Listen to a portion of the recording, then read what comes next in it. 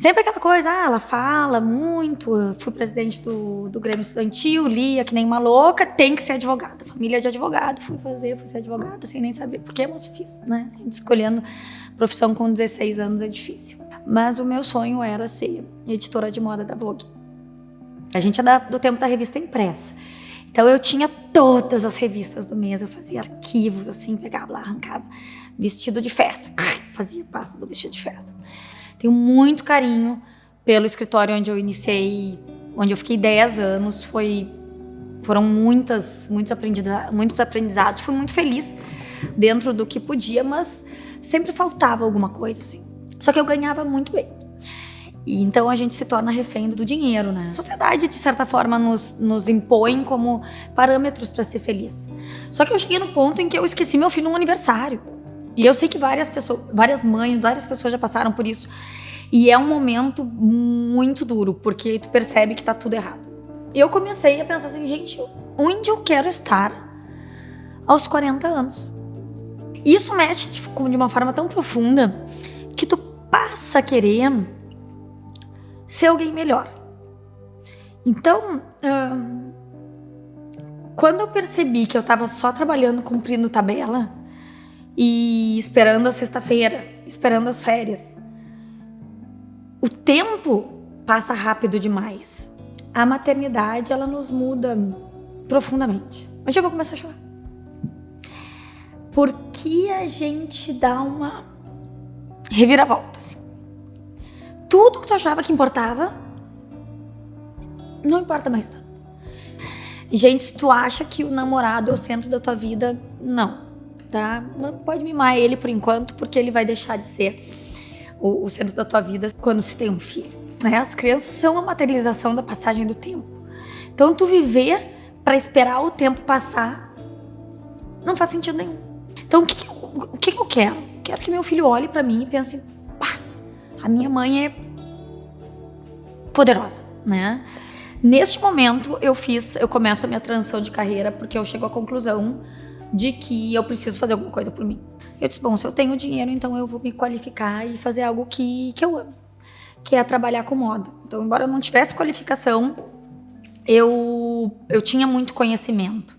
Eu já tinha um mestrado, para quem não sabe, eu sou mestre em memórias culturais, em memória social e bens culturais, então eu sempre tive muito presente essa questão da cultura, da expressão, de uma busca, né, pela compreensão das pessoas como um todo. Eu super faria psicologia, por exemplo.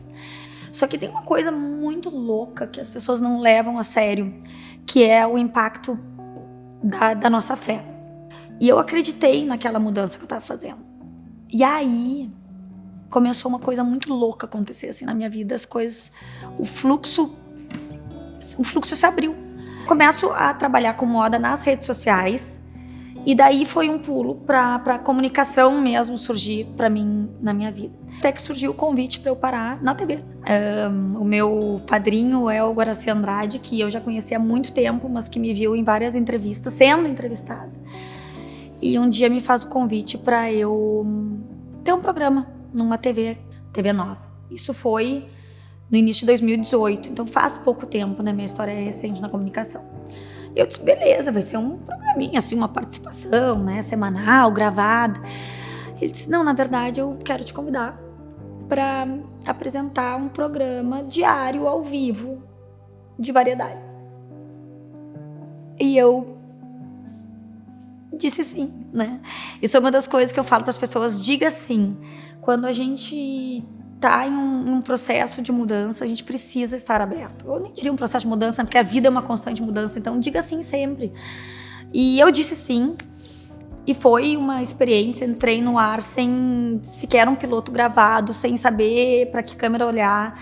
Mas mais importante quando eu fui para a TV foi que despertou em mim uma coisa que eu não sabia, que é a minha habilidade de tocar o outro, assim, de fazer com que a pessoa consiga se expressar. E isso é uma coisa minha, e a gente tem que, quando percebe que tem um dom, uma habilidade, a gente tem que enaltecer isso. Porque todo mundo tem o seu. E aí eu percebi que as pessoas iam lá com muitos medos, muitas dúvidas, nervosas, né? O grande medo das pessoas é falar em público. E elas saíam transformadas. do programa. E não só do programa, aquilo startava nelas processos de mudança reais, assim. E eu tomei isso para mim como um propósito de vida. Surgiu o convite da Pampa para integrar o elenco do Atualidades Pampa, que é uma outra grande mudança na minha vida. Me fez aprender muito. Eu tive que sair, então, de uma situação de protagonismo para integrar um elenco e ser mais uma. Mas, às vezes, a gente tem que dar esse passo para trás para dar muitos outros para frente. E foi o que aconteceu, porque ele me botou em uma vitrine que até então eu desconhecia, né? Que é a TV aberta. Mais um programa diário, mais um programa com personalidades diferentes, te desafiando, de certa forma, a te posicionar, a raciocinar, a te expressar de uma forma mais clara, mais direta para o público. E isso fez com que eu ganhasse fãs verdadeiros, assim.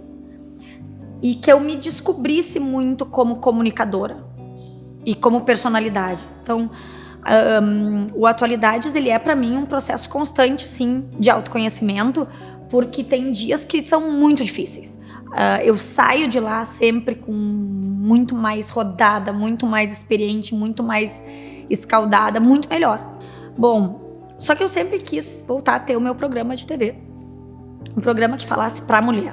E as mulheres buscaram tanto empoderamento que elas se atrapalharam, eu acho, né? Nós nos atrapalhamos em várias questões que ainda precisam ser conversadas, trabalhadas.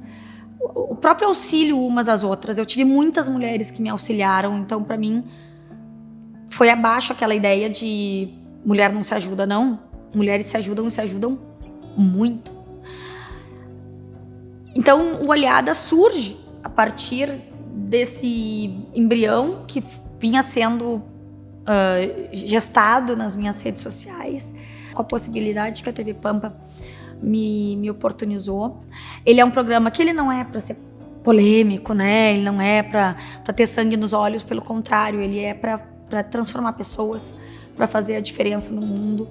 E eu falo isso repetidamente. Se alguém tiver acabado de assistir o programa e se sentindo melhor, né? Ou com uma informação que vai de repente salvar a vida dela, fazer um exame, melhorar a autoestima, ajudar no casamento, auxiliar na criação dos filhos. Gente, o poder transformador que isso pode ter na vida de alguém. Dá uma risada, né? Com o Danilo, principalmente. Golaço. A vida tá tão difícil. Então, se a gente tiver conseguido trazer essa semente de esperança, de positividade, eu já tô satisfeita. E é por isso que eu conto com as minhas aliadas, que são mulheres que vibram na mesma frequência, assim. A gente tem essa mesma percepção e isso é essencial.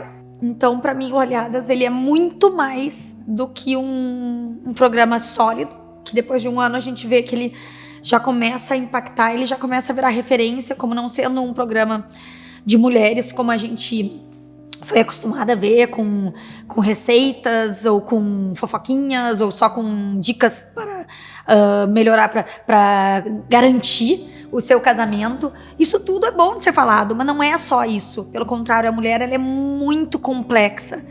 E ela tem um poder dentro de si que eu acho que a gente ainda não tem total percepção.